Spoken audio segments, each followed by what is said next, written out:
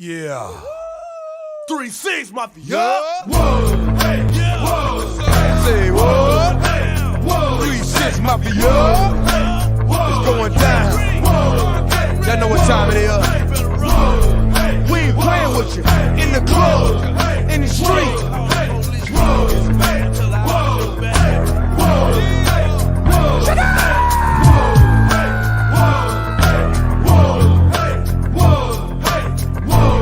Y'all know what time it is. Get ready for it. Oh, strong man alive. Waiting to be quick. Step up, bring it. Yes, sir. Good evening, everybody, and welcome into another edition of No B.S. It is Season 2, Episode 10, on this late night Friday, October 2nd, 2020. Sally, folks, we are not going to be joined tonight by Firmin Lee due to, again, the schedule obligations, as mentioned, playoff baseball, NBA Finals going on, so coming on here after all the events have concluded on this Friday. And, of course, folks, we thank you for joining us here today. As usual, folks, joined by Trevor Williams and Isaiah Leung. I am Callan McClurg from the home studio in San Diego. And, of course, Isaiah's back at the garage studio up in Fremont, California. And, of course, Trev on the campus of the Ohio State University in Columbus. Trevor, good to see you, buddy. How we doing tonight? Pretty excited to be on the 10th episode of Season 2 of No BS. It's a milestone, so, things about to be exciting with our Power 5 tonight, as well as recapping some MLB, NBA, and looking at some of the potential college football games this weekend, as well as NFL games. So, stay tuned and see what we talk about. And as usual, folks, Isaiah Leung back in the Bay Area, up in Fremont from the garage studio after his whirlwind week down here in San Diego. Isaiah, good to see you, my friend, and glad you got home safe. How we doing tonight? Yeah, Callan, it was a fantastic vacation. It was so relaxful. Went to the beach almost every day, had myself a drink almost every day as well. The weather down there in San Diego is just so damn nice, man. It's it's heaven. That's what San Diego is. Weather is so damn nice. Everybody is so nice down there. Everywhere you look, people are wearing T-shirts and shirts. That's kind of my weather.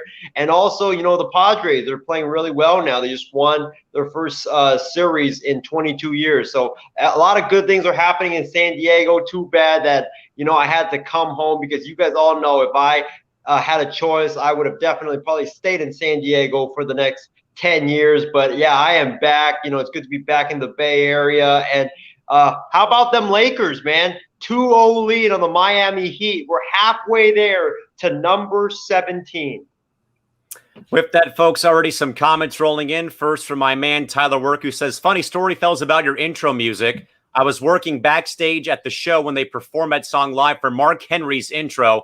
Got to meet them before the show. Cool guy. So good to hear some good feedback about 3-6 Mafia, the composers of The World's Strongest Man, Mark Henry's intro music for those years in the WWE. But of course, folks like Tyler, write in those comments, folks. Questions, comments, concerns, hot takes, cold takes, loony takes. We'll take them all. And be sure to, we'll again, as usual, do our best to read those, in fact, live on the air on this Friday.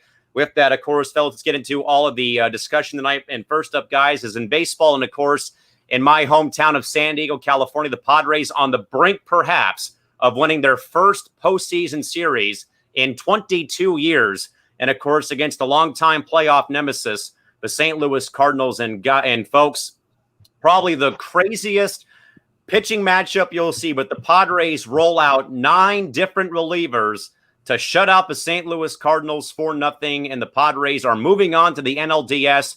And, again, winning their first postseason series in 22 seasons. That last came over the 106-win Atlanta Braves in the 1998 National League Championship Series. And, Trevor, I know, man, that obviously it's been a whirlwind here in San Diego over the past 14 years, 22 years even, if you go back to the 98 ball club. But, of course, Trevor, the Padres lose Game 1. Rough start in Game 2 on Thursday. Zach Davies is only able to go 2 innings, and then the Padre bullpen is taxed enough as is from Game 1 with Chris Paddock's start to Davies on Thursday. And for 15 innings practically, Trev, the Padres looked out of it. They look like, maybe Padre ball clubs of the past, and they just can't deliver in the clutch in the playoffs. And again, it's, here we go again against St. Louis. But then, of course, Tatis Jr. hits a 3-run homer. Machado hits a game-tying homer. Myers hits a go-ahead homer. Jr. adds on. Myers adds on. The Padres pull out a, stopping finish in game 2, 11-9. And then today, really, I think, Trev, was pretty much a battle of attrition. It was basically, two teams that did not want to make that first big mistake. And it finally came in the Padre fifth with the Hosmer 2-out opposite field double that brought home Tatis Jr. And the Padres added on a couple more. Jay Cronenworth put the perennial icing on the cake in the bottom half of the eighth to wrap up the ball game. And, of course, the Padres, for the first time in 22 years, win a playoff series. They beat St. Louis. Fourth time's the charm for the Padres beating the Cardinals in the playoffs. They win 4-0. But, Trevor, crazy couple days if you're a Padres fan. Again, so many questions about, the starting rotation. Maybe questions today about their Game 3 starter. And honestly, though, Trevor, the Padre bullpen, that was a weakness at the start of this season that got better at the trade deadline with the acquisitions of Dan Altavilla, Austin Adams, Taylor Williams, Trevor Rosenthal. They went from it being a very, a questionable bullpen to, I think, a bullpen that is a legitimate threat to close down games now for the Padres as they get past these two hurdles. And also, I got to say, Trev, as well, major props. What a managed ball game by Jace Tingler, a guy that, again, that is in his rookie season, trying his best to, get this Padre club back, to a respectable level here. And what does he do? Pushes the right buttons. Craig Stammen starts the ball game off, and my goodness gracious, man, every move that Tingler made with the pitchers, it worked tonight. And I know that he had been questioned a couple weeks ago about them playing the Dodgers in a similar situation earlier on in the year. Actually, as a matter of fact, a couple weeks ago. But Trevor, overall thoughts, man, on a very wild couple of days for the Padres as they, in fact, man, finally knock out the Cardinals in the first round of the Major League Baseball postseason. Yeah, it was an exciting game. Like I said back on Wild Sports Talk on Monday, it was exciting. The 4th and 5th seed matchups are always the most interesting. It comes down to heart and athleticism. And the San Diego Padres just came out with more heart and more determination, be like saying, we're going to take care of the series. Though in game 1, they fell a little bit flat, and it was just like a steam wreck, I guess, a train wreck in that sense. And it was like saying, oh, man, this is going to be a disaster. But then in game 2, they stepped up to the plate. They stepped up to the challenge and end up winning a 9-11 against St. Louis. And then in the fourth, in game 3, it just really came down to the wire where they get that first runner in and they slowly start getting points. But at the same time, in baseball, you're really never safe when you're up 3 or 4 runs because all it could change is a grand slam. And that grand slam will change the entire mood of the game, the whole game momentum for you. And if that's in like the 6th inning, you could just fall apart for the remaining 3 innings and not get a runner on base. And your opponent ends up getting 1 extra runner and you lose 5-4. And it's like the worst way to lose in that sense. But they were able to hold them off with a lot of their pitching changes in that game, with 9 pitchers being swapped out in that game. So it was very risky from start to finish by moving all those pitchers, but they got it done. They hit the right buttons at the right time, like you said, Callan. So I can congratulate you on your win. Isaiah, in perspective, folks, I'll give you the box score here real quick for the Padres. Again, bullpen day by virtue of both no Mike Clevenger and no Dinelson Lamet. Again, they have both been out for the entire first round due to, again, nagging problems with their arm, whether it's a biceps issue for Lamet or a elbow issue with Mike Clevenger, again, who was acquired by the trade deadline by the Padres from Cleveland. And with that, though, folks, the Padres literally rolled out the whole bullpen. They literally, folks, had game 1 starter Chris Paddock, if need be, in the Padre bullpen just in case things got out of control or things of that nature, because it was pretty much a all-hands-on-deck series for San Diego with their pitching staff, just to, as mentioned, with the issues plaguing both Clevenger and Lamet. But with that, folks, the Padre pitching box score goes as follows tonight. Craig Stammen started this ball game going 1 2/3 innings, 1 hit, no runs, no strikeouts or walks. Tim Hill came in for a full inning, had 1 strikeout. Pierce Johnson for a third of an inning, gave up 1 hit, struck out 1 and walked 1. Adrian Morillon came in for 1 2/3 innings, had 1 hit given up and struck out 2. Then Austin Adams, who got the win for the Padres today through 1/3 of an inning with 1 strikeout. Luis Patino, a bit of trouble in his inning, though, with 1 inning of work, 1 hit and a walk, but no damage done. And the Padres, with that lead, go to the back end of the bullpen. Pagan, Pomerantz, and Rosenthal combined for 3 innings and a strikeout and 1 walk and 3 strikeouts to finish off the job. And again, Isaiah, I don't know, though, if this was probably – this, I think, is easily, Isaiah, Jace Tingler's best managed ball game for a rookie manager. Nonetheless, I'll say this again, as often, Isaiah, as ESPN wanted to, talk all this great stuff about the Cardinals and Molina and Carlson and all this other nonsense about the Cardinals. Jace Tingler, as a rookie manager, goes out there, rolls the dice. It's a crapshoot in this game. 9 different pitchers come in and keep the Cardinal offense off the board with 8 strikeouts. They walk 3, give up 4 hits, but keep a very good lineup in check in this ball game. Isaiah, overall thoughts more so about Jace Tingler managing this ball game and how he got the Padres into round number 2 starting next week against the longtime rival Los Angeles Dodgers. Yeah, I thought Jace Tingler did a phenomenal job. I was very, very impressed by the work that he did, especially considering the fact that he's a rookie manager. Rookie managers, when it's their first ever playoff series, they tend to mess up because they get the nerves of the playoffs and then they mess up, or they tend to overmanage like Rick Renteria did yesterday in the game 3 of the A's and White Sox series. But Jace Tingler, he remained calm. He pushed all the right buttons. He put in relievers. He put in the relievers when it was a good situation for them. And, the Padres, I think, should be very thankful for that bullpen for stepping up. Because when you go to a bullpen game, especially in a winner-take-all magnitude of a game, those types of games can be very, very risky, simply because if you, let's say, like, you put in a reliever and he doesn't do good and he completely implodes, your manager looks like a big idiot. But all these guys came through and made Jace Tingler look like an absolute genius for what he did. You got to give all those relievers credit for stepping up. And I just think that you got to give the Padres hitters from yesterday a lot of credit, because I guarantee you a lot of the Padres players, they had heard all the noise about how the Cardinals had the Padres numbers for years.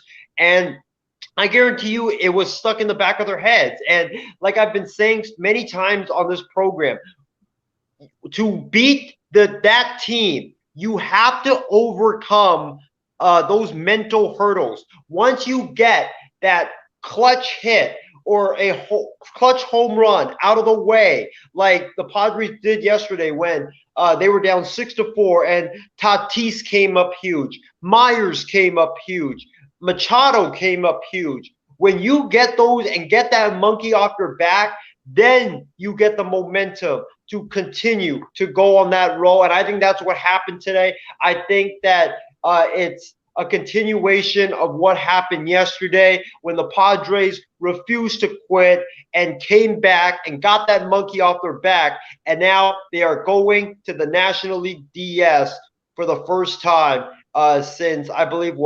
2005, Callan, or something like that? 2006, last when the Padres were there. With that, Trevor, I will say, though, for the Cardinals, and Tyler Work, folks, brings up an excellent point.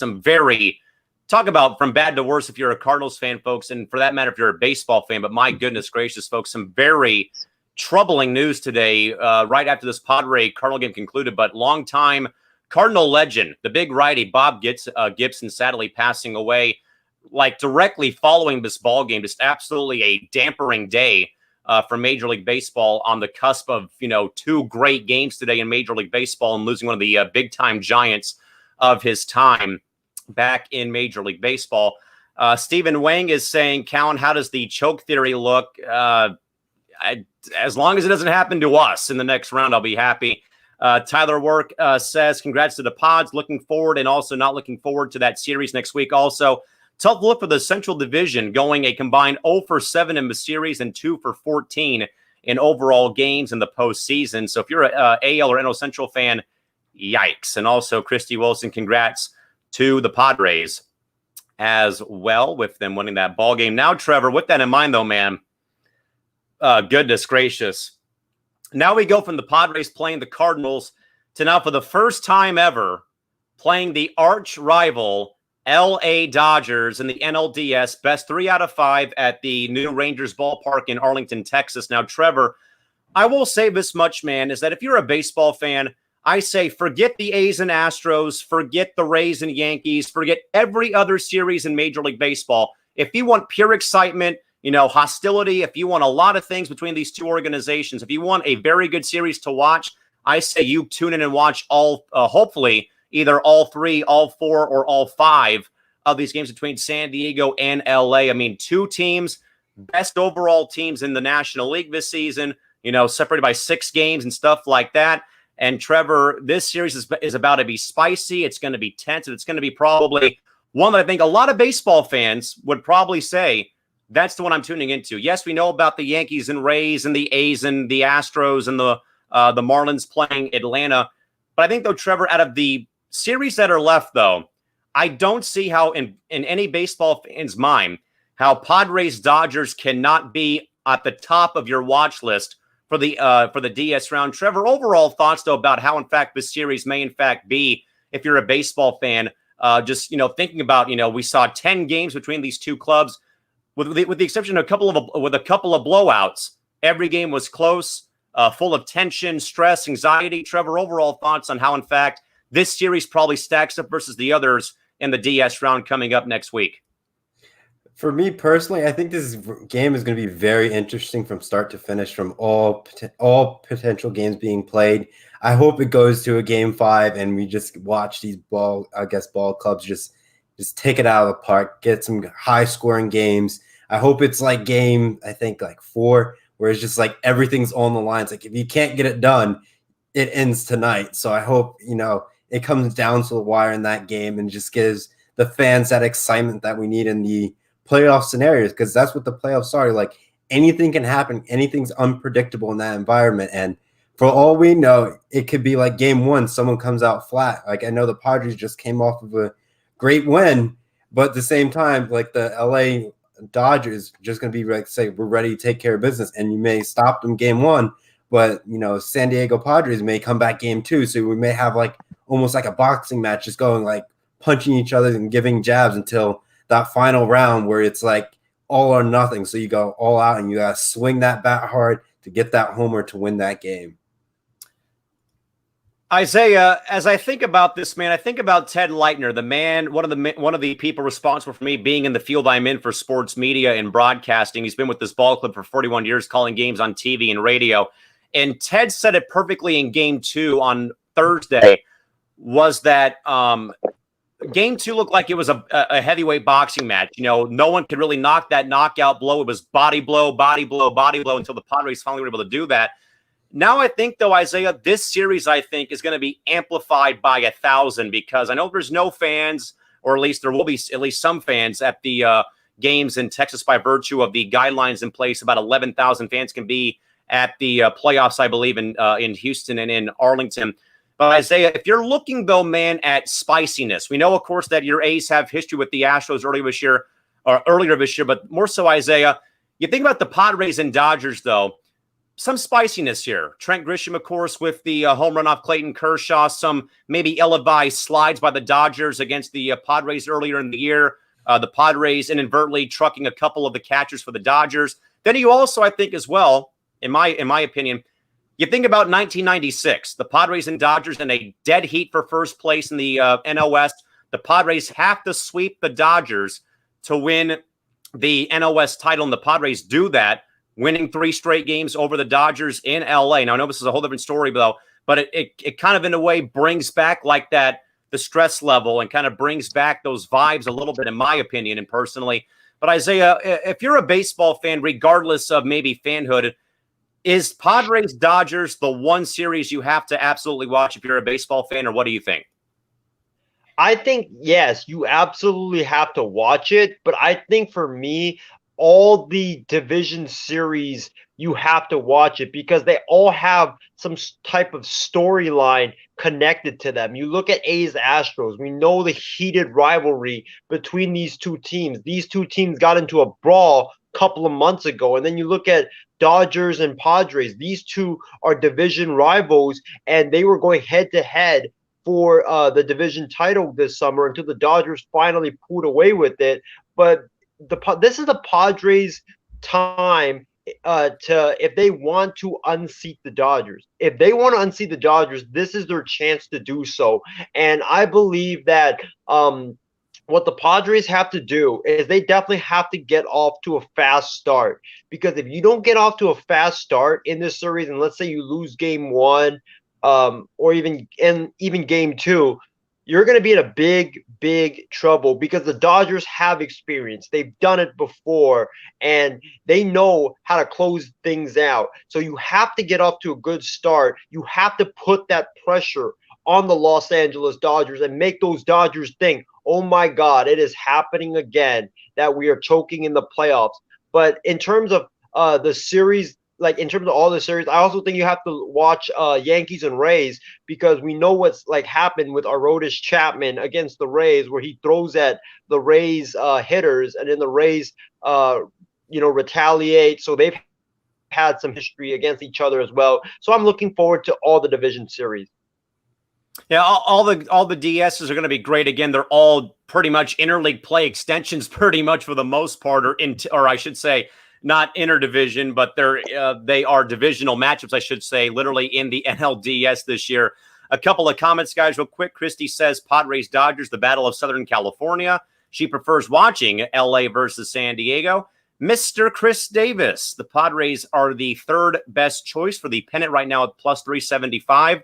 LA the favorites, and then I'm going to guess it's going to be Atlanta, then San Diego for the NL pennant. Mr. James Gonzalez saying with congrats, and also Chris wanted me to clarify it's actually the CS with fans, not the DS, but the CS will have fans down in Texas. Christy agrees the Padres are the most definitely underdogs in these playoffs. I will say, though, they were that same way in 1998. Look what they ended up doing. They went to the World Series against 102 win Houston, 106 win Atlanta.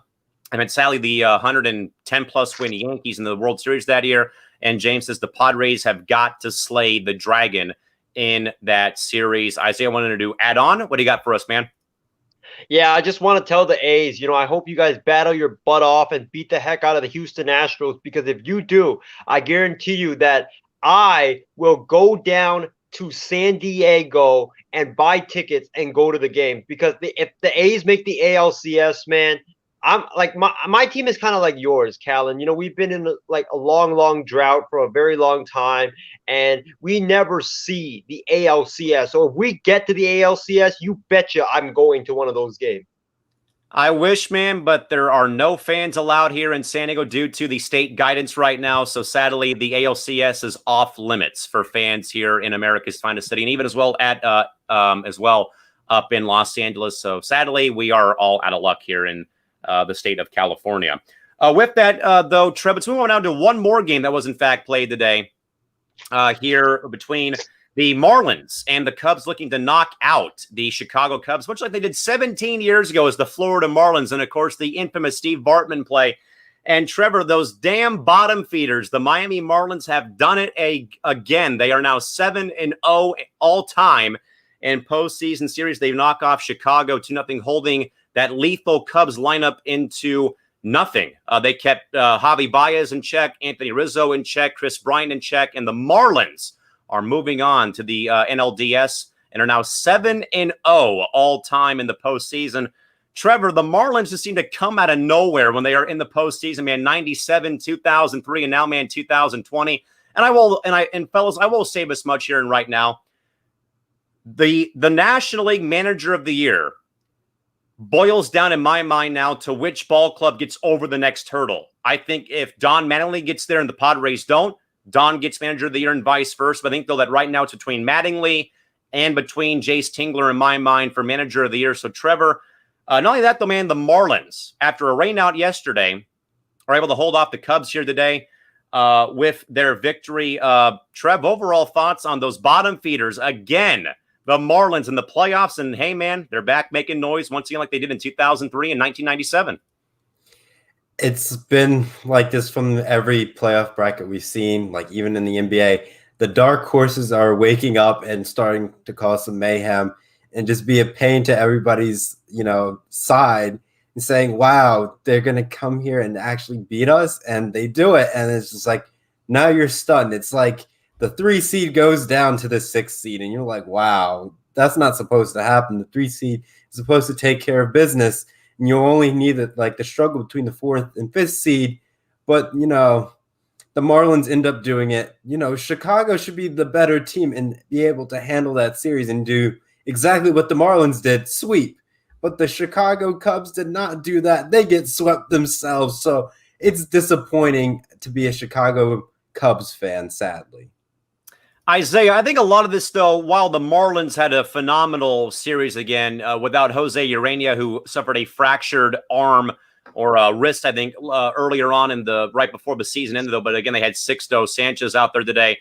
But Isaiah, my goodness, man, the Marlins keeping this Cubs offense just in check all week in regards to game 1 and then into game 2. But also, I will say as well, Isaiah, let's not discount, though, the fact that Matt Joyce, who did not have one outfield assist at all this season, threw out, I believe, Wilson Contreras at home plate to keep the Cubs off the scoreboard midway through this game, and then it finally came to fruition with the homer and then a RBI base to put the Cubs ahead 2-0. So, Isaiah, I don't know, man, but the Marlins just seem to always get the job done in the postseason. They're 7-0 now, my man, in postseason series. That goes back to 97 and 2003. And again, man, for the second time in their club history, they knock out the Cubs at Wrigley to win the whole kit and caboodle and move on to the next round. Isaiah, overall thoughts on the Marlins, those bottom feeders, man, tearing it up against the Cubs once more, just like they did 17 years ago.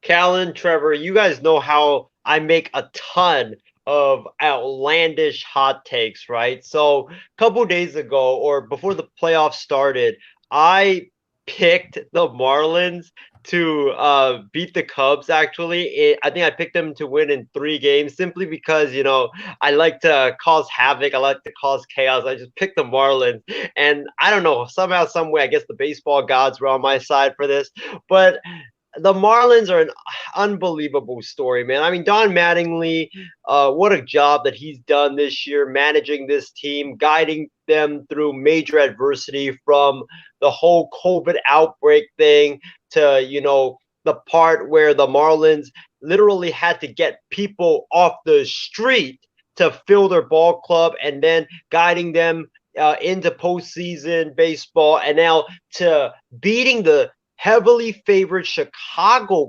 Cubs in the very first round is unbelievable. Don Mattingly has done a great job with this team.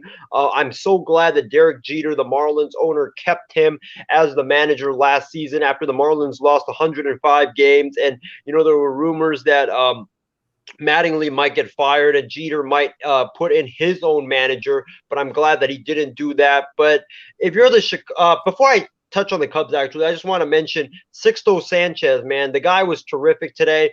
5 innings, no runs, 6 strikeouts in his playoff debut. You just couldn't have it any better than that. The guy was getting the Cubs batters to chase pitches left and right. He was making them off balance. He was just really good today. And, he's got a really bright future. I can't wait to see what his future holds. And it's just a shame that he's not in Philly right now, because he's one of the main pieces the Phillies traded to the Marlins in the JT Realmuto trade. And to tell you the truth, I honestly, if I were the GM and I could redo that deal, I would not make that trade, because you would only get 2 years of JT Realmuto, but you get Sixto Sanchez, this very great lights out pitcher, for 5 to 6 years. Imagine Sixto Sanchez with Zach Wheeler and Aaron Nola. That is a nasty rotation. So I would not make that trade. I know that sounds blasphemous, but the Phillies offense, I think, can live without JT Realmuto. But to the Cubs, what a disappointment, man. Like, this Cubs team, they've had a very good young core for the last 5-6 years, and they only have one championship to show for it. I kind of liken them to the Boston Celtics from the 2008. This team, they have a lot of talent. They have a great manager in Joe Madden. They did. And they just only get one title. Like, that's a damn shame. I think that the Cubs now, they're going to face questions about whether or not they break up the band, because I know some of the guys are heading towards free agency. I believe Wilson Contreras is a free agent. Chris Bryant is a free agent the season after. So there's going to be a lot of questions, but it's just a damn shame that with all the talent they had, they underachieved and only got one championship, because I believe the Cubs were destined to get probably like 2 or 3 championships and maybe have a dynasty with all the young talent that they had. With that, fellas, some more comments rolling in here before we, in fact, get on to our next baseball talking point. Mr. Davis wrote back in. He's kind of been my Vegas odds maker, like how Steven is for our Pigskin Pick'em. The Braves are plus 325, the second best favorite for the NL pennant. The Marlins plus 800 right now for the National League pennant. David B. Stotts joining us from Cleveland, Ohio. Gents, David, good to see you. For the AL pennant folks from Chris, Yanks plus 160.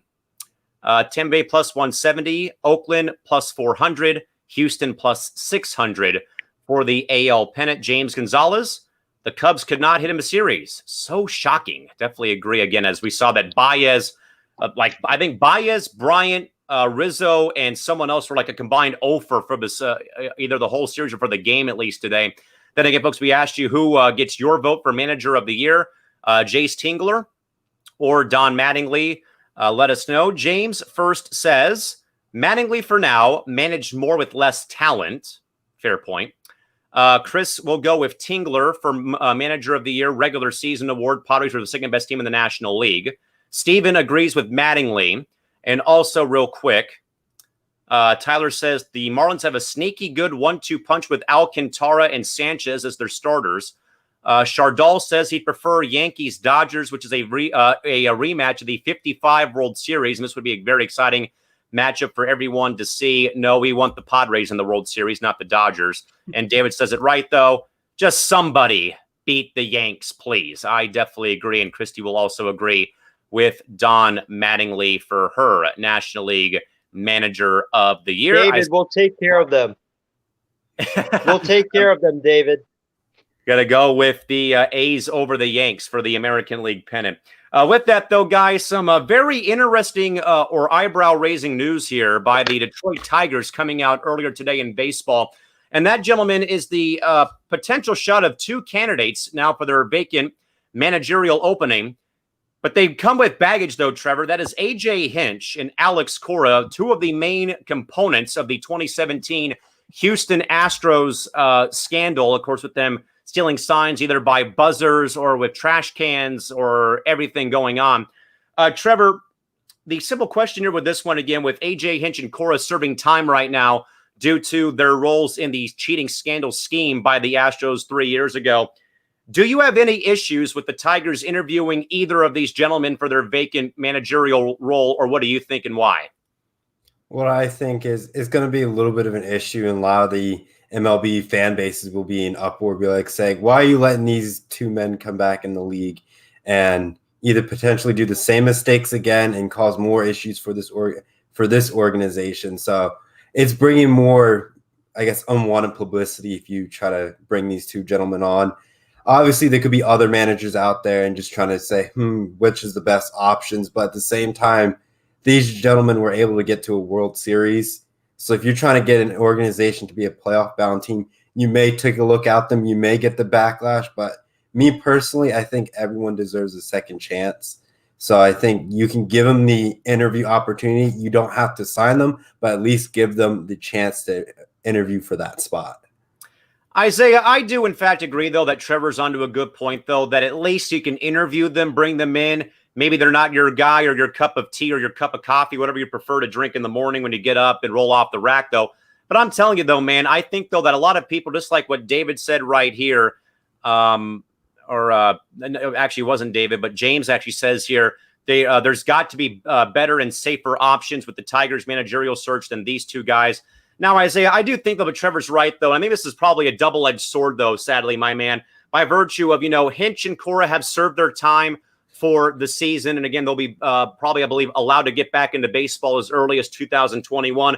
But then, though, I see the other side, though. It's like, you don't want the Tigers now, again, a ball club trying to get back on their feet after, many dismal years recently. And they had a very promising glimpse of their future, hopefully, this season. And I don't think you want to ruin that by having A.J. Hinch or even Alex Cora involved.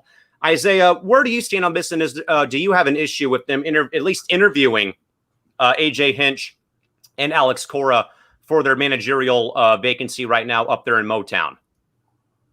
Listen, I'm a guy that believes in second chances. I think that A.J. Hinch absolutely deserves another shot at managing, because if you look at the report, even though he was the manager of the Houston Astros at the time of their cheating scandal, he didn't have any knowledge of it until the very end. And also, he wasn't the main figure directing the whole system. He was on the outside looking in. And also, his apology seemed very, very sincere to me.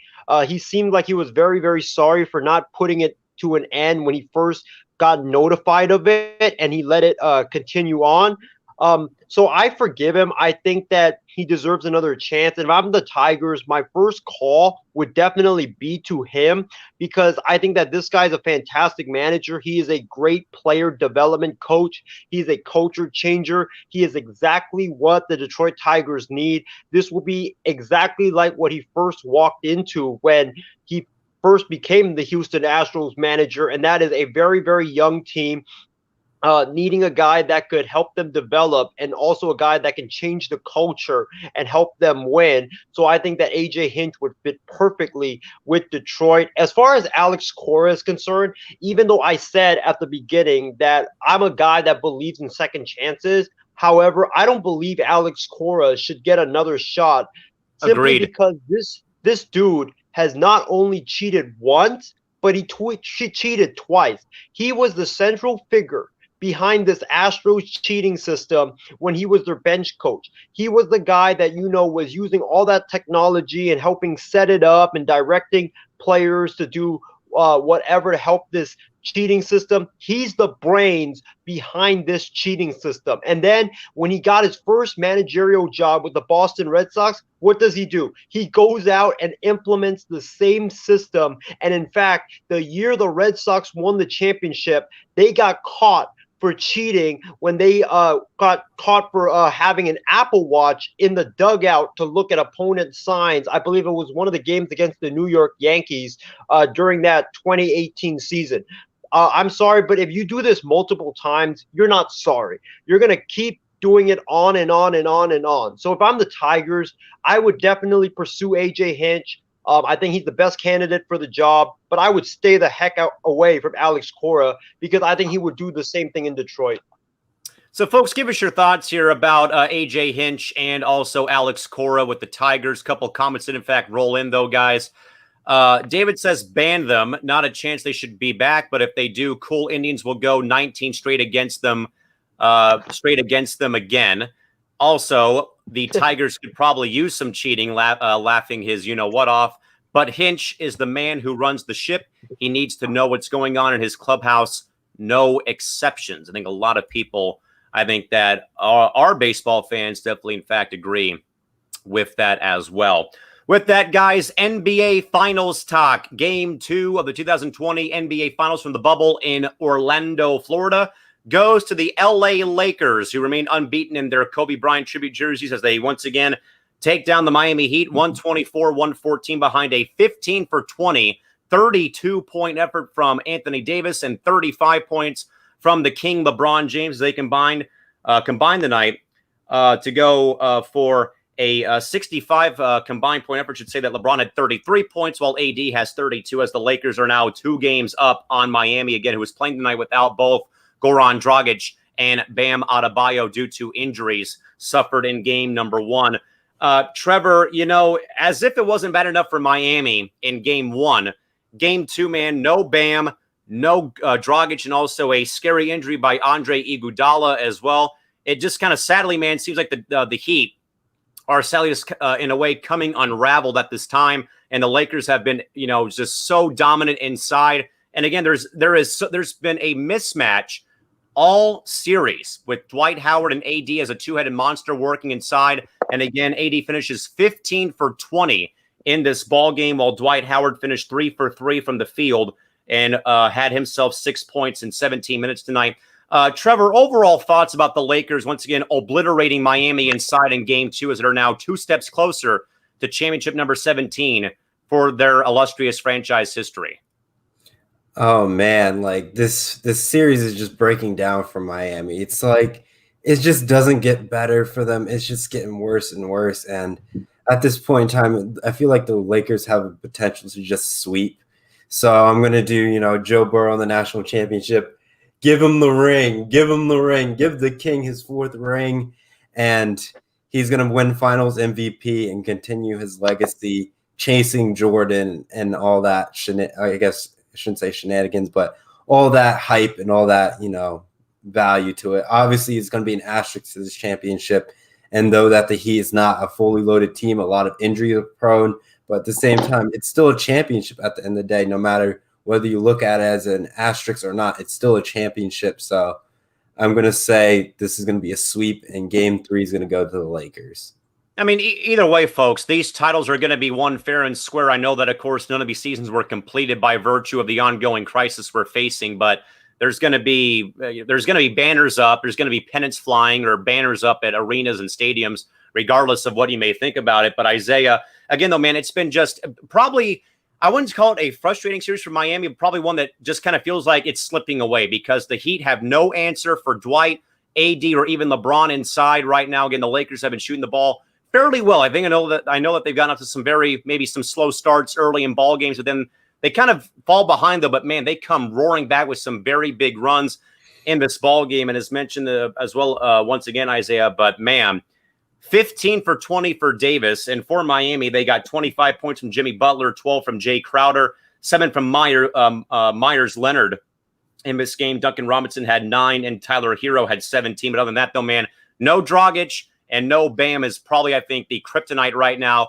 for the Miami Heat. And I think, though, Isaiah, that they probably know, and they're not going to say it, though, but I think if you're a Heat fan right now, this series is slipping away because you have absolutely no way to contain Anthony Davis and or Dwight Howard inside right now without having at least Bam or even Dragic in there to at least maybe be a pest to those two guys. But Isaiah, overall thoughts on the Lakers so far, their utter domination of Miami in both Game 1 and now Game 2? My thoughts on this is that I have some advice for Miami Heat fans. Turn off your TV, don't watch the rest of this series, and shift your focus to watching the Miami Marlins, because I think watching the Miami Marlins will be much better than watching your Miami Heat get obliterated and get swept in this series. A sweep is inevitable. The Lakers have absolutely dominated the Miami Heat the first 2 games of this series. Miami had their chances to win this game. They had cut the Lakers lead, I believe, which was 16 at one point, all the way down to 10 with about 7 minutes left in the 4th quarter, and the Lakers just weren't hitting shots. But the reason why the Heat could not pull any closer was because the Miami Heat, they went cold as well. And to beat a team like the Lakers, when you're given the opportunity, you have to take that opportunity and capitalize on it. And the Miami Heat did not do that. I believe that this was the game that the Miami Heat could have won because the Lakers turned the ball over a ton. The Lakers didn't shoot well from 3, and the Lakers still came away with the win. It's over, man. It is over. As you guys mentioned, the Lakers are just too big for the Miami Heat. Anthony Davis, he is bullying the Miami Heat inside. Dwight Howard is bullying the Miami Heat inside. LeBron James, when he gets to the paint, he's bullying the Miami Heat inside. And without guys like Bam, even with Bam, the Miami Heat were already getting dominated. But without Bam, it's just a crap show at this point. And I just think that it's going to get even more ugly from this point forward. I think it is done. I expect the series to conclude on Tuesday with LeBron James hoisting his 4th NBA championship and the Lakers hoisting their number 17 NBA championship in franchise history. And Trevor, I got two things to respond to before I close, and that is, number one, I don't believe, honestly, that LeBron James will get Finals MVP. I know that that might sound blasphemous, but if you look at the numbers, Gotta be Anthony Davis. Yeah, Anthony Davis has been outperforming LeBron James. Anthony Davis, in these playoffs, he's looked like the better player. I don't think without Anthony Davis, I don't think LeBron James is getting to the Western Conference Finals without Anthony Davis. So Anthony Davis, in my opinion, I think he's going to win the Finals MVP because he's put up way better numbers than LeBron James. And also, I want to respond to this asterisk thing. You know, a lot of people are saying, like, yeah, there's going to be an asterisk attached to this title. Can we please stop with that whole asterisk thing? Like, the Lakers and everybody else, I get this. I get the season, you know, got shut down for 3 months and then it restarted. But hey, everybody got the same amount of rest to rest up and refresh their bodies. Everybody's refreshed. Everybody's 100%. Everybody's ready to go. And it's not the Lakers' fault that the teams like the Milwaukee Bucks of the world, the Boston Celtics of the world, and the LA Clippers of the world decided to choke in the early rounds and not make it to where they were supposed to be. It's not the Lakers' fault that those teams choked. The Lakers played who beat their opponents and made it to those rounds. So I think I don't think there will be an asterisk on this championship. In fact, that I think that this championship, honestly, will be weighed more heavily than all the other NBA championships simply because of all the obstacles that the Lakers and every team in the NBA had to overcome to get to this NBA championship.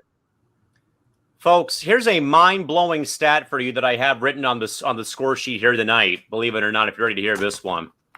This, folks, is the first time in LeBron James's 17-year NBA career, the first time ever he's held a 2-0 series lead in the NBA Finals. Is like I see. What?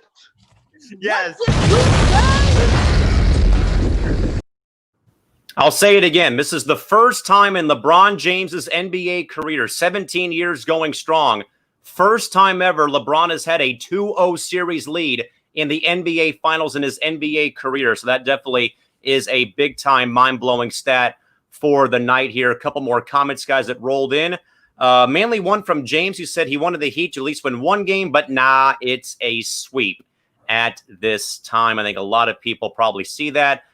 Per Chris Davis, no odds are yet out for the Lakers being up 2 games to none per his sources over at the MGM Grand in the Sin City.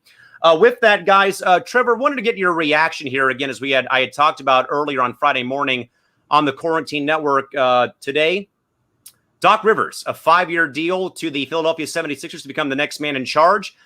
Trevor, what do you make about Doc's hiring again, pretty much after a couple days on the unemployment lines? He's back in the NBA coaching. The Sixers were, again, we've already heard from Elton Brand, they're not going to try to break up this roster of Simmons and Embiid, trying to build around these two guys. And also, of course, that Tobias Harris has a chance to reunite with his former coach in LA with Doc Rivers. Overall thoughts, Trevor, about the hiring of Doc Rivers to the Sixers on a 5-year deal to become their next head coach? What I see is now it's the beginning of the new process. Now I'm going to coin it now. The 76ers are now in the new process with Doc Rivers. They are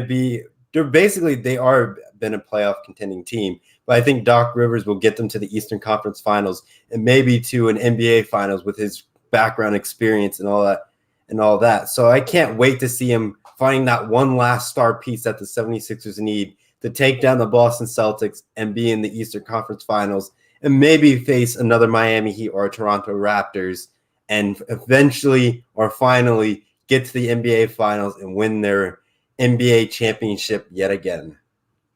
So, Isaiah, Doc Rivers to the Sixers on a 5-year deal. And again, Elton Brand very vocal after the interview and after the announcement, again, that they are not going to try to break up Joel Embiid and Ben Simmons, but try to build around those two guys. And I think, though, as mentioned, that there's already some chemistry between Doc Rivers and also Tobias Harris. But, Isaiah, is this more risk or reward for Philly signing Doc to a 5-year deal to become their next head coach? Isaiah, you're muted, buddy. Isaiah? My bad. Sorry about that. But I think this is more reward for the Philadelphia 76ers because they had to make this move. Doc Rivers, when he was let go by the LA Clippers, he became the best coach on the coaching market. He was the best available candidate for the Philadelphia 76ers. Because if you look at it, Tyronn Lue, I've said this multiple times. I don't know why teams are so high on Tyronn Lue.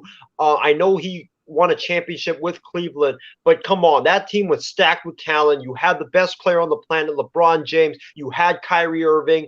I think that Tyronn Lue was just LeBron James's towel boy. I don't think he really coached in that series. I don't think he really coached in that those seasons anyways.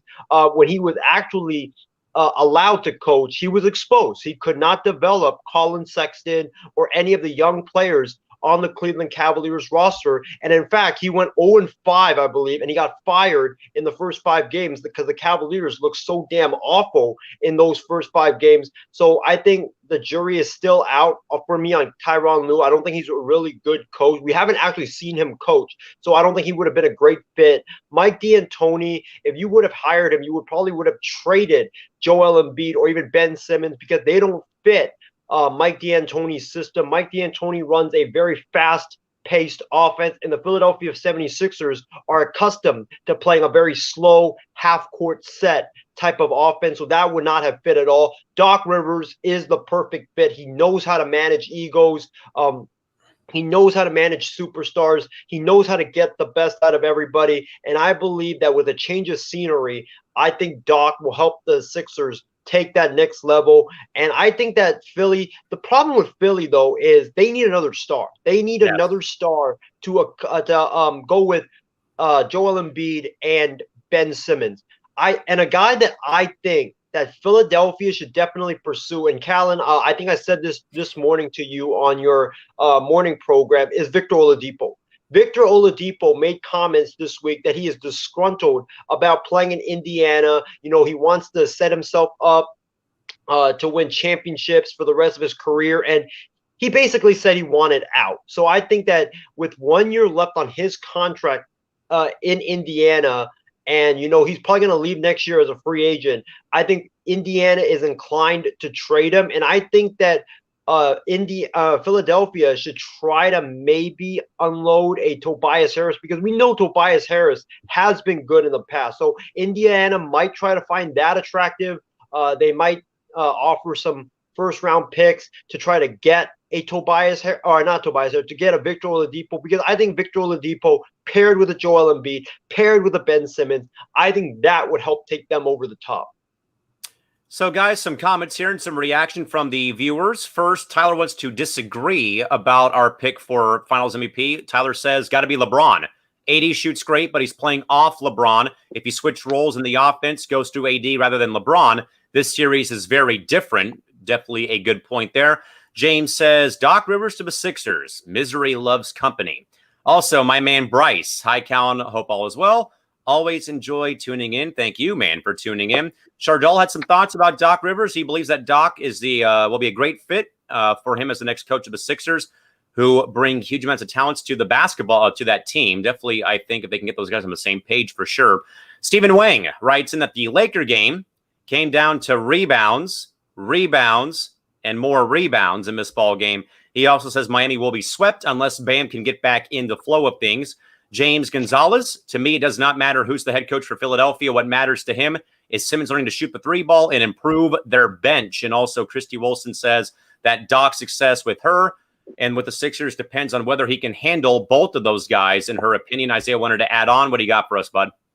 Yeah, I want to respond to something about the Laker game that Steven said.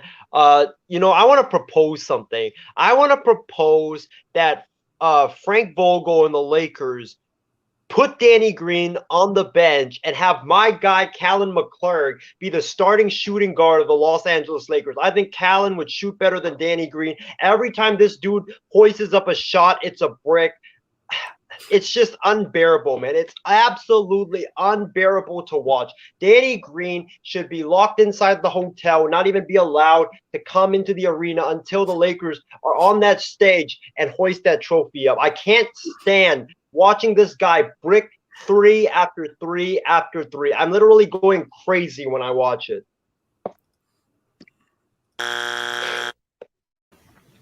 Get your jersey ready, Calvin. Oh, do I need to? Oh, hey, Steve, can I borrow your uni? Steve, can I borrow this? I got it ready to go just in case. I'm sorry, Jared Dudley, San Diego native, wearing Steve's number 10 now with the Lakers, but no chance. I had 2 points when I played basketball at age 6. That is not happening ever again in my lifetime. It is not happening. Do not even go that route. Real quick, Bryce is back. The Celtics would have been a better fight for the Lakers, in my opinion. Definitely agree for sure. In my mind, at least. And also, Steven says, Isaiah, we all know how this turned out when he said the same thing about Contavious Caldwell-Pope. And Steven agrees about me getting out of retirement after who knows how long. I do, like I said, I do have this Nash jersey handy, but I know that my man, San Diego native Jared Dudley's got the number 10 now for the Lakers. So if someone can cough, no, AD wears my number, so I'm not going to even ask him if I can wear 3. That's not even going to happen. But does anyone wear 11 on the Lakers? I don't know. Avery Bradley? Oh, I'll have to think about it later. I'll take 12. I'll take Dwight's old number when he used to be with the Lakers. With that, guys, a very weird start. Not weird start, but fellas, final segment here before we get to some of the fun stuff here. Very tense ending to that Thursday night football game, fellas, between the Broncos and Jets. A very boring, lackluster affair that results in Denver winning their first game of the year. The Jets now fall to 0-4 on the season. But mainly, though, Isaiah, we'll start with you on this because you were reporting this into the group chat yesterday. More so, a bit of a confrontation following the ball game's conclusion. Believe a ill-advised hit on the Denver quarterback to end the ball game, as this time, in fact, moved out, or had ran out, I should say. And also, no handshake between Vic Fangio and Adam Gase as that ball game concluded. Isaiah, what can you tell us about the ending for this ball game as the Broncos win their first game of the year? Yeah, so I'll tell you guys what happened, and then I'll give my thoughts on it. So basically what happened was Adam Gase, the Jets head coach, when the Broncos had the ball up 9, the game was basically secured for the Denver Broncos. They had the ball up 9 in Jets territory, I believe, and they were taking 3 knees to ice the game. And normally in that situation, both coaches, it's like a silent understanding that you don't, no matter how many timeouts you have, you don't call that. Just let the game end, because if you call those timeouts, then you're basically just delaying the inevitable. But Adam Gase decided to be petty and called, I believe he had 2 timeouts. He called 2 timeouts, so that forced the Broncos to run a play on 4th down. No. So on 1st down, I believe the Broncos took a knee, and then Adam Gase didn't use any timeouts. That took the clock from I think it was like a minute something to 27 seconds. And then with 27 seconds left, the Broncos take another knee. And then Adam Gase calls a timeout. The players were laughing at him on the field. They were like, what the heck are you doing, man? And then the Broncos, they take another knee. And then Adam Gase calls another timeout. And then on 4th down, the Broncos with, I think it was like 8 seconds left, the Broncos need to run one more play, because if you can't take a knee on 4th down, or else the Jets will get the ball back. So I think they're in like the Jets 25-yard line, and Vic Fangio calls an offensive play that has Broncos quarterback Brett Ripien just step back in the pocket, 7-step drop, and just heave the ball down the field out of bounds. And then couple of the Jets defenders just charges at Brett Ripien as he's throwing the ball and just hits him helmet to helmet. I thought that it was a very dirty play. And then I think there was a flag on that. I think one of the Jets defenders ran into the neutral zone for a offside, and then they had to do it again, and Vic Fangio called the same thing. And this time one of the Jets defenders, after Ripien released the ball, he decided to bring Ripien down and put his body weight on Ripien. So I think that's why Vic Fangio got ballistic. But Callan, Trevor, I completely understand why Vic Fangio went ballistic at the end of that game and refused to shake Adam Gase's hand and storm to the locker room. We talk a lot on this network about unwritten rules and how laughable some of them are. But I'm glad that some of the unwritten rules are here because it's stuff like this that makes people really infuriated. Yesterday, like I mentioned, when the Broncos were up 9 with 27 seconds left and it was second down and third down, and the Broncos had the ball deep inside Jets territory, and the game had already been decided. Adam Gase decides to use his 2 timeouts after the Broncos took knees and made the Broncos run one final play on 4th down with 8 seconds to go. That was just extremely petty. What the heck are you doing calling timeouts at that point? You have nothing to gain from it, and you are just delaying the inevitable. Actually, scratch that, Cal and Trevor. The Jets they had nothing to gain from it, but they had everything to lose because Vic Fangio could have easily kicked the field goal and ran that scoreboard up just to show up Adam Gase for what he did. Adam Gase legitimately made the game an extra 15 to 20 minutes long because he wanted to throw a petty party. It was ridiculous. It was pathetic, and it's just another reason why I believe Adam Gase is a terrible coach, and he's going to be fired in the next 2 weeks. Trevor, a lot of the viewers have a lot of great input here on this. I'll go to the trifecta view here on screen. But a lot of great points, though, given out here. Bryce hits the nail on the head, though, fellas. Greg Williams, responsible for the Saints bounty gate. I'm not surprised at all. James Gonzalez, 6 late hits in the game by the Jets. Greg Williams definitely had something to do with that as well. Christy Wilson says, Adam Gase, to me, proved what a dumb idiot he is. Also, Bryce, I have to say the defense this year overall by every ball club has been terrible. And also, Christy, further 6 personal fouls by the Jets is unacceptable. And then James rounds it out by saying Broncos and Jets acting like their records. Awful. Trevor, what do you make about this? Obviously, Greg Williams had a hand, though, in the first bounty gate with the Saints a couple years ago. And now, man, just, this is just totally out of control. And I know that Isaiah talked about it at least, though, with, baseball and written rules. If you pimp a home run or you celebrate a home run, you get thrown at by the, your next time up or stuff like that. And then you have in football here, you have guys literally hitting the quarterback when they're in victory formation to end the ball game. And then it's utter pettiness of calling timeouts when you literally have no chance to win the ball game and get the ball back. So, Trevor, a lot of moving parts here. Give me your thoughts here about the very tense ending to that TNF game between Denver and the Jets on Thursday from MetLife Stadium.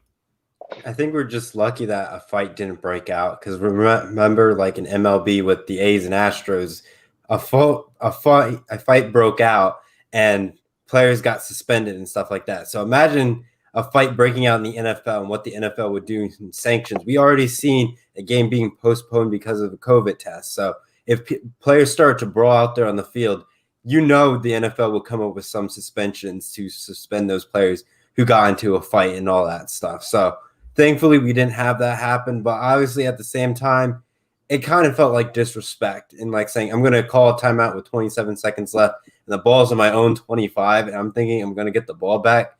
In reality, they could just end up, like Isaiah said, kicking a field goal, going up the score, making another possession game where you can't come back and win this game. So it's like, what's the point? You got almost at the point, it's like, you got to accept defeat at this point. I understand you don't really accept defeat until the clock really hits 0-0, but there was really no chance for you to come back and win this game. So almost at this point, accept defeat and start preparing for next week. With that, fellas, a couple more comments that came in about the NBA. Mr. Wang says, don't think the Celtics would have been a better fight in his mind against the Lakers. The Lakers are winning ball games due to their rebounds, and the Celtics are too small to rebound. David says, Callan, don't worry, we got this. We'll go 2v2. I'll rock my Amari Stoudemire, number 32, Phoenix Suns jersey. Well, I do have 3 of Steve Nash's Phoenix jerseys in my closet, plus one of when he was with Dallas in my collection. And also, I think we had a couple more roll in here. Bryce, best one of the night. Jets have more problems than the U.S. federal government. Oh, goodness gracious. And then Christy Wilson says Greg Williams needs to be thrown out of the league and banned for life. If that rolls on, I think Isaiah, before we get to your point, though, I think we'll actually let you make your point, though. But Christy is right, though. if Alex Cora can have 2 strikes on him for sign stealing, Greg Williams has to have 2 on him, at least for putting bounties or at least, targeting players in pro football. Do you agree? Yeah, I completely agree. I mean, Greg Williams is the dirtiest coach in the NFL. It's no surprise he does this type of stuff.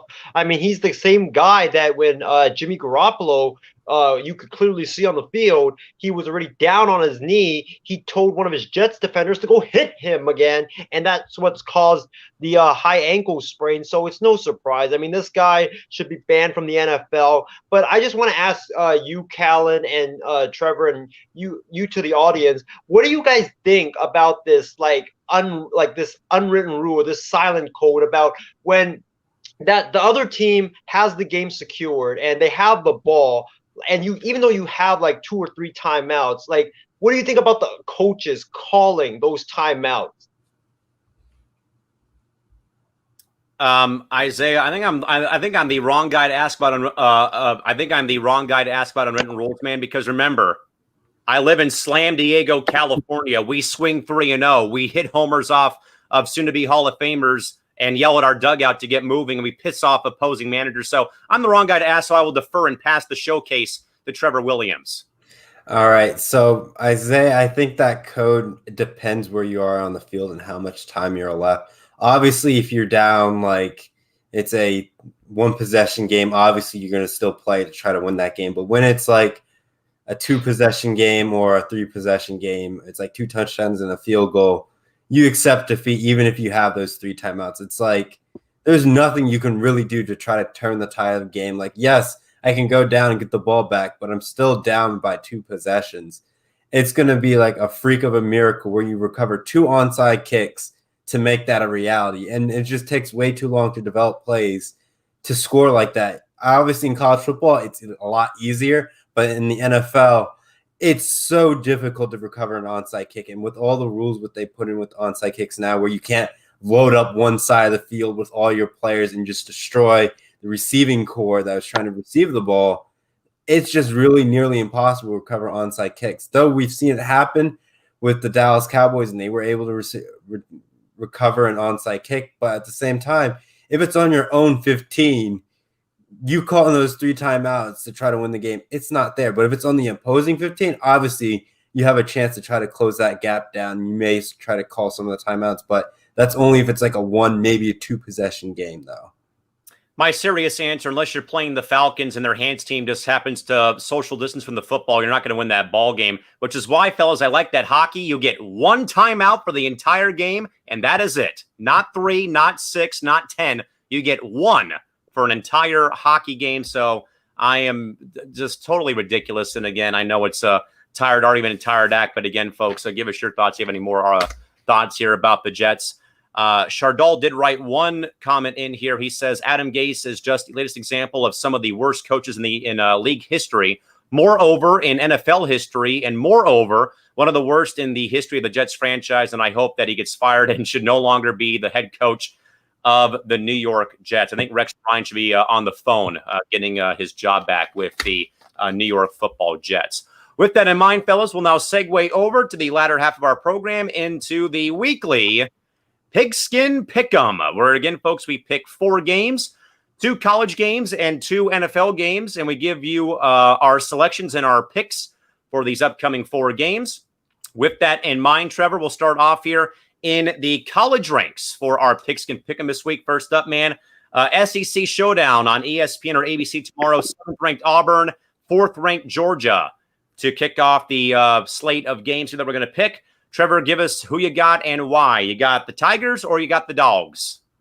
I'm not going to sing glory, glory to Georgia. I'm going to go with War Eagle and my man Bo Nix, and he's going to have a phenomenal game against Georgia. The reason why I'm going with Auburn in this game is that Georgia in their first game of the year stunk.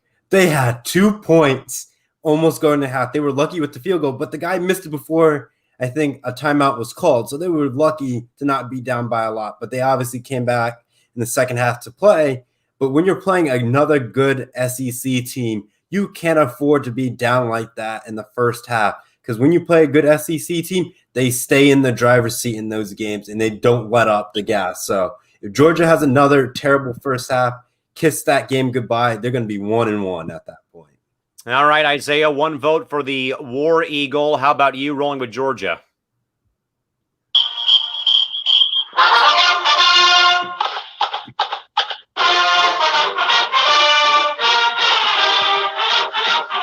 That's who I'm going with, man. I am going with the Georgia Bulldogs. The Georgia Bulldogs because, listen, Auburn, they've got a great offense with Gus Malzahn leading that team. They've got a great quarterback in Bo Nix, who I think is going to be a #1 pick when he does come out. But Georgia's got a great defense. I know Georgia's offense stinks, but defense is the one that wins games. And Georgia's defense is so damn suffocating. They're at home as well. That crowd in Athens, Georgia is going to be fired up for this game because Georgia and Auburn are just heated rivals. And I think tomorrow JT Daniels, the transfer from USC, is going to start that game for the Georgia Bulldogs. He's got a phenomenal arm. He's a great quarterback, and I think he's going to provide a lift for that Georgia offense. I'm going to go with Georgia winning this game. I think it's going to go 24-17. All right, I'm going to go with Georgia as well, with them being at home. I just think that, with having some fans there will at least give Georgia a bit of a boost, and not going to be a huge boost with it being just with, not everyone at the stadium, but I'm going to go with Georgia at home, 4-7. Next up, Trevor, we got Baylor visiting West Virginia in a Big 12 matchup in West Virginia. Trevor, who you got, Sick'em Bears or you got West Virginia? Oh, man, this is an interesting one. I love this matchup, but I'm going to have to go with Country Roads. Take me home to the place where I belong, West Virginia, Mountain Mama. So I'm going to go with West Virginia in this game. I just feel like they're just going to be ready and focused in this year in Big 12 because Oklahoma has their one loss. So it's potential for you to be the second place team to face Texas in the Big 12 championship game this year. All right, Isaiah, one vote for Country Road, take me home for the Mountaineers. How about you, Baylor or West Virginia?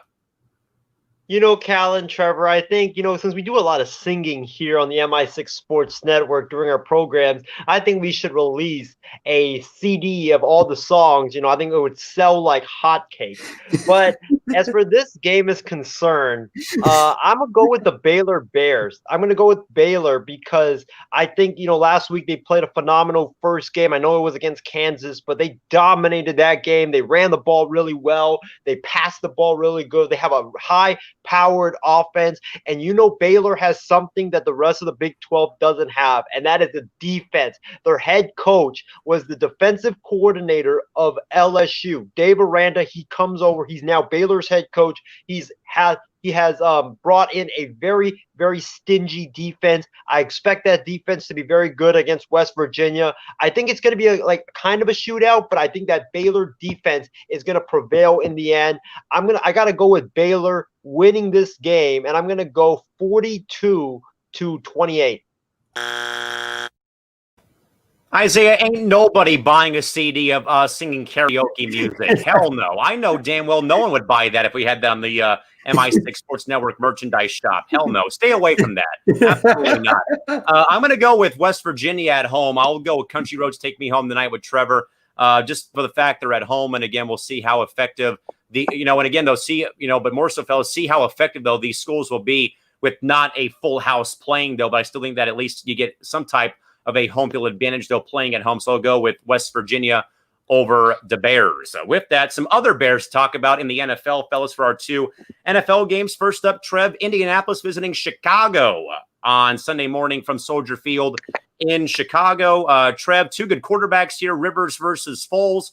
Chicago somehow, some way, 3-0. The Colts coming in after a great win last week. Trevor, who you got in this one and why? It's tough, but I'm going to have to stick with my pick'ems, what I pick for pick'ems and our MI6 pick'ems that we do. So I was thinking about going with the Colts, but Obviously, you have Nick Foles at quarterback, so it's leaning more towards in the favor of Nick Foles. Though the Bears have a lot of injuries, but Nick Foles is one of those elite quarterbacks that he can work with any of those players at any given time. So no matter what backup he has, he's able to get the ball in their hands and be able to contribute. They also still have Jimmy Graham as well, so he does have a weapon that is old, but it's still like an old reliable. So it's like a safety net to get a few yards here and there, or when they're in the end zone area, in the red zone, they can easily dump it off to Jimmy Graham and they get a quick 7 on the board. I understand Phillip Rivers has, T.Y. Hilton still and Jonathan Taylor. So it's like they have 2 potential weapons against 1 potential weapon. So it's still going to be really close. Obviously, Chicago still has their defense. So it's going to be definitely a good fight, but I'm still going to believe in my guy Nick Foles over my man Phillip Rivers, sadly. All right, Isaiah, 1 vote for Chicago to go to 4-0 on the season. How about you, the Colts or the Bears? Muted. Isaiah, you're muted, buddy. Isaiah, you're muted. Muted. Well, Callan, Trevor, I'm going to go with this fella right here. The Bears. Callan McClurg's Bears. I've got the Bears winning this game over the Indianapolis Colts. I think the Bears defense is going to overwhelm that Colts offensive line, which hasn't been great this year, and they're going to cause havoc against the Colts. And I think that that's going to lead to a lot of great field position for the Chicago Bears, and their offense, I think, is going to start humming now with Matt Nagy's guy, Nick Foles, at the helm. He knows this offense very well. He's got weapons on the outside at receiver with Allen Robinson. You've got Cameron Meredith, and you also have Jimmy Graham at tight end for the Bears. I think this Bears team overwhelms the Indianapolis Colts. Clean sweep. I got to go with my Bears on Sunday because of 2 words, or actually 3 words. Nick freaking Foles is now at the offensive helm for Chicago come Sunday, so we'll all go with Chicago at home against Indianapolis. Christie also picked the Bears to go to 4-0 on the regular season. Final game, guys, for Pigskin Pick'em. Trevor, should be a good one here. Bills visit the Roomba, a.k.a. Allegiant Stadium in Paradise, Nevada, to face the Raiders in Vegas on Sunday afternoon. Trev, who you got? Josh Allen and the Bills or Derek Carr and the Raiders? Who you got? Josh Allen is on his league MVP playoff campaign almost. He's just been stellar from the past 2 games, though. You could say, oh, he played the Jets and all that stuff, but he still produced numbers in those opening weeks.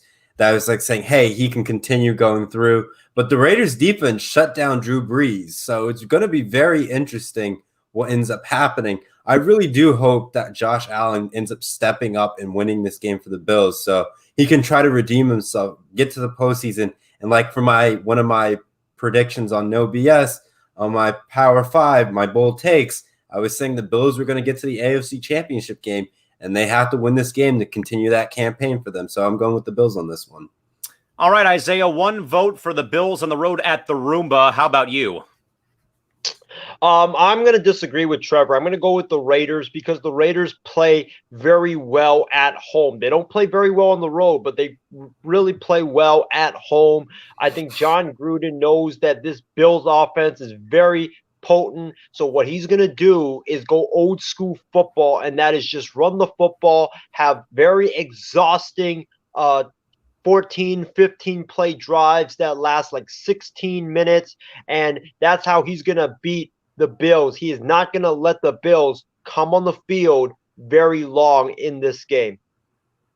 I know Tyler works at something about 3-6 Mafia. I'll roll with Bills Mafia on the road with Josh Allen leading the way into the Death Star, the Roomba, whatever they call it, Allegiant Stadium in Paradise, Nevada. But folks, that is our picks for our Pigskin Pick'em for the weekend, I should say, in regards to the college games and the pro games. And Isaiah wants to make one more point. What do you got for us? For all you fantasy football players out there, Two guys you should start. Josh Allen of the Buffalo Bills, because the Raiders defense is garbage. So when he is on the field, I believe he's going to torch that Raiders defense.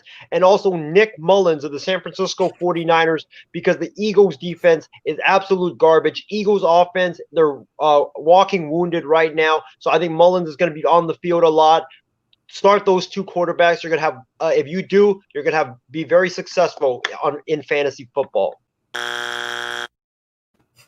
Here I thought we were going to go a whole show without talking about Nick Mullins, but it slid in there at 1 hour, 19 minutes, and 25 seconds. Thanks a lot, Isaiah. And also, real quick, James says, no one circles the wagons better than the Buffalo Bills, sadly, for my Raiders. Also, real quick, David Stotts says, heading out for the night. David made it all the way to the second to last segment of the show tonight. But, David, hopefully you have again, I'll send him, but hopefully David, hopefully Chardal, and hopefully Christy and James all have top fan badges. They have been some of the most loyal viewers of all the programs here on the 6 for the past several weeks. So keep it up, guys. And again, thank you all dearly for tuning in and for joining us. With that, folks, it's now time to jump into tonight's Power 5.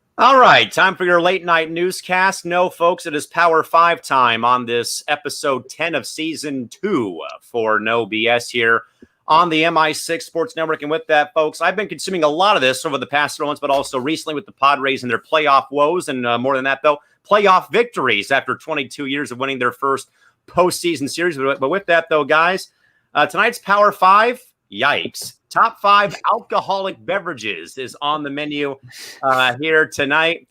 Sadly, Trevor is not, as of right now, of age, I don't think. I am. Yes, we were talking about this before the show here, so I hate to make that blunder on the air here. But, Trevor, let's hear the list of your Power 5 go-to alcoholic refreshments. Good sir, what do you got for us? All right, so we're starting off with number 5, the good old Miller Lite, the official sports drink of, I guess, the official drink of the NFL. You can't go to any sporting event without Miller Lite. You have the nice foam, the nice draft for it. So that's why I put it as my 5th spot, because you just can't go to a sporting event without Miller Lite. It will always be there. So number 4 is Corona. You got to have it. We're in coronavirus, so you got to have a lime in your Corona. So that's why I put it on my number 4. Number 3, I have to go with my personal favorite, or one of my personal favorites. It's going to be Captain Morgan Long Island iced tea. It's a great beverage. I enjoy it personally.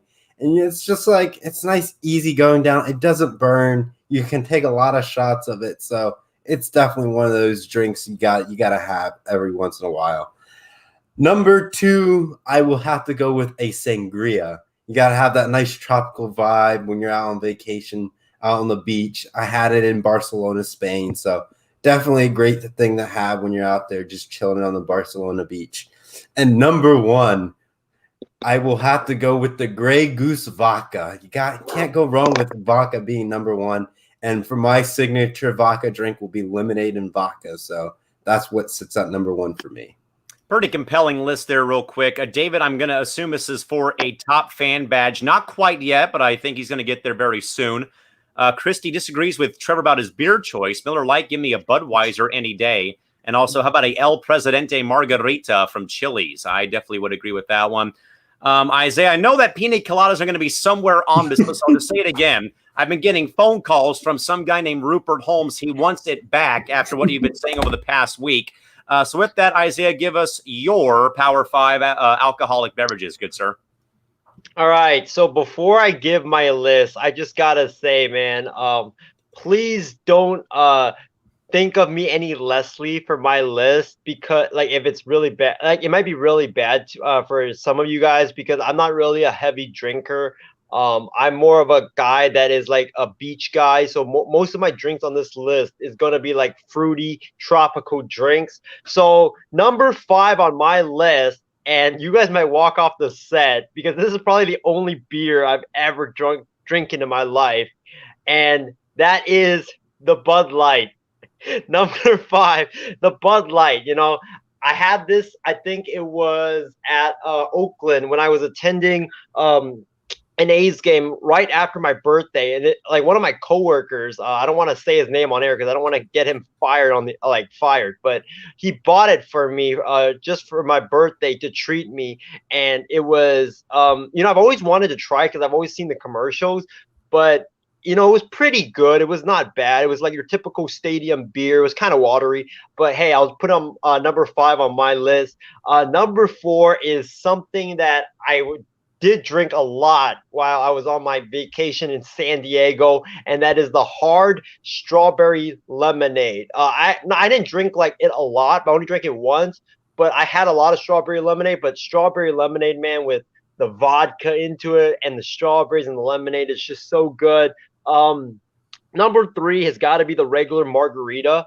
I drank, my favorite is the one at Chili's, man. The one at Chili's is just so good. It kind of reminds me of Sprite. Yes, the El Presidente margarita. It's so good with the lemon and the lime in it. It's really good. Number 2 is the watermelon margarita. And this is the one that you can get in San Diego at the El Chignon's restaurant. It's a Mexican restaurant. It was really good. It had watermelon, lime mixed together. It was so splendid. And last but not least, I think most of you guys already know it. I've been saying it for months, or not months, I've been saying it for a week. It's the Pina Colada, the number 1 drink on my list. It has to be, man. You got the coconut, the pineapple. It's just so good when you're sitting out on the beach, sun tanning. It's really hot in San Diego. Just sit on the beach, drink it, sun tan. You feel like you're in heaven. So that's my top 5 alcoholic drinks. The Pina Colada, still for me, has got to be the number 1. A lot of people, I think, would put the Pina Colada at number 1 in regards to it. David says, no, I'm taking Budweiser off and adding Thirsty Dog's Blood Orange IPA, Cleveland Brewery. If you're ever in the area, phenomenal. You can take the dog there, which is good to know. So David originally had Bud at number 5. He also will go with Southern Comfort, Coors Light, a Four Horsemen, and Jim Beam and Coke at number 1 on the list. That's good to know. Also, Christy listed out a couple more of hers. She's got vodka and OJ at 3, a Cosmopolitan at number 2, and good old Moscato wine at number 1. Chardol put his out. We've got rum and Coke at number 5. Good choice. A good old-fashioned at number 4. A White Russian at number 3. The Mai Tai at number 2. And the Pina Colada at number 1. I actually have Mai Tai number 5 on my list for my Power 5. Mai Tai is always great if you're over in Hawaii on the beach.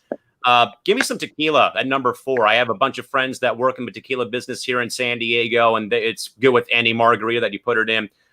Jack and Coke for me is at number 3, but also I will say this. One of my great friends, Matt Lehman, actually made a couple of good drinks when I was over at his place to watch the Padres play, or at least before he went to watch the Padres play on Wednesday.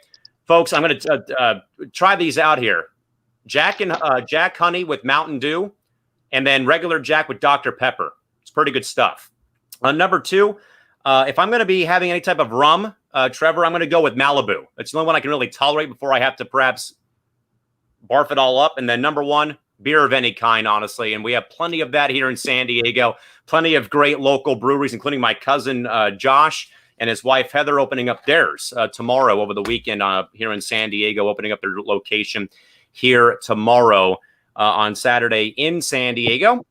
And with that, guys, we'll now segue to tonight's Final Thoughts.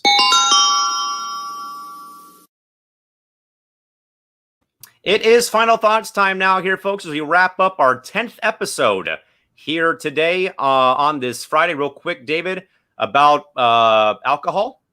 Went to the 2019 All-Star game here in Cleveland, and they were serving these giant pina coladas, probably 40-ounce plus each. No idea how many I had. LOL. Man, that was probably a great night, though, at the office, if that was the case. With that, though, Trevor, as we said, man, we had some baseball history in the Padres winning their first playoff series in 22 seasons. The Marlins, again, 7-0 now in the postseason all time, and plenty of other great things. And, again, the Lakers now up 2-0 on the Miami Heat. Trevor, overall, final thoughts for this evening's program. Hey, tune in to college football for the next couple weeks coming up because there's a lot of big games. I know next week, not this week coming up, but next week, Texas will play TCU. The week after that, they will play Oklahoma. So the Big 12 is really getting spicy and who's trying to be the contenders for the playoff bid and trying to get to the national title. Hopefully they can actually reach the national title this year instead of getting blown out in the semifinal game. But, that's the Big 12 for you. But it was a great episode. The 10th episode of season 2, we keep going. Last week we reached almost over 2,400 views. So thank you guys for all tuning in, supporting us. And it was a phenomenal episode last week. And this week, this is also an amazing episode. So thank you for your support and keep tuning in and keep sharing our stuff for you guys. We topped out at 25 live viewers earlier in this program, guys. I think we're on the way to maybe 2,000 more views on this episode. But Isaiah, how about your final thoughts for tonight's show? Yeah, man, it was a great episode. It's great to be back here in the Bay Area. Trevor, I want to thank you, for staying up hella late just to do the show. I think right now at your place, it's like 1 a.m. So thank you for staying up and powering through. Callan, congratulations to your Padres for finally getting over that hump and winning and beating the St. Louis Cardinals and winning a playoff series. I'm sure that tonight must feel so good after what the Cardinals have done to you guys in 2006 and 2005. So I'm sure that it was great to get revenge on them. I want to thank all the viewers out there. Thank you guys for supporting this program and supporting this network and watching tonight's show. You guys are fantastic. And my final thought has got to be about Mississippi State. I've been talking a lot of hype about them, about how Mike Leach is I said, Mike Leach coming over to Mississippi State will be one of the best moves of the college football offseason. His high-powered offense paired with that Mississippi State great defense. I thought that it was going to be a great pairing, and it so far has turned out great. They went into Baton Rouge and slaughtered the defending champs. KJ Costello threw for over, I believe, 600 yards. He broke records for the first time debut for a quarterback to go into the SEC and throw for that many yards. What a debut from Mike Leach. This team is coming. Their offense is so electric, and I believe they're going to make a lot of noise in the SEC West this season. Guys, I love when we go to final thoughts because we even get viewer final thoughts too in the chat box. David says, my final thoughts, RIP to the legend Bob Gibson. Study the man if you have not. Again, folks, just a very, torturous few hours here for the St. Louis Cardinals. They ultimately lose their first-round series with San Diego, then sadly have to report the very unfortunate news of the passing of one of the greatest pitchers of all time, Bob Gibson, today at the age of, I believe, 84 years old, right after their ball game with the Padres concluded in San Diego. And of course, thoughts and prayers to Bob Gibson and his family, and also the Cardinal organization. Again, probably one of the biggest names in all of baseball during his time, sadly passing away earlier in the evening here on this Friday. And also Christy Wilson says, my final thoughts, great show tonight, and congrats to the Padres. And that, folks, is my final thoughts. As mentioned, the Padres took them 22 years. I was 4 years old the last time the Padres won a playoff series over the 106-win Atlanta Braves in 1998, and it took them the fourth time to knock out the Cardinals in the postseason. Finally, they win last night on Thursday, 11-9, and shut out St. Louis today 4-0 on this Friday to move on to the NLDS and to hook up with their longtime rivals, the LA Dodgers, in a best 3-out-of-5 series in Arlington, Texas, coming up next week for the National League divisional series. But again, folks, it took 22 years for my hometown ball club to return to some type of glory after a very dismal last several of years. With that, folks, for Trevor Williams, for Isaiah Leung, for the entire cast and crew here on the MI6 Sports Network, we thank you all again so much again for tuning in and for your outstanding support over the past several weeks, several games. several days. And again, folks, we'll be back with you folks tomorrow and Sunday on the night shift at about 10 o'clock Pacific time to recap another busy day in sports. As mentioned, as we have college football on the menu on Saturday, and also talk plenty of NFL on Sunday, and also probably as well Game 3 of the NBA Finals between the Miami Heat and the Los Angeles Lakers. Till next time, folks, have a great rest of your day. Have a great weekend. Stay safe and stay healthy and stay cool. Till next time, folks, so long. And thanks for joining us, folks. Till next time. Bye-bye. Yeah. 3-6, Mafia. Yeah. Whoa. Hey. Yeah. Whoa. Say what? Hey. Whoa. 3-6 Mafia. Hey. Whoa. It's going down. Whoa. Y'all know what time it is. Whoa. Hey. We ain't playing with you. In the club, in the street.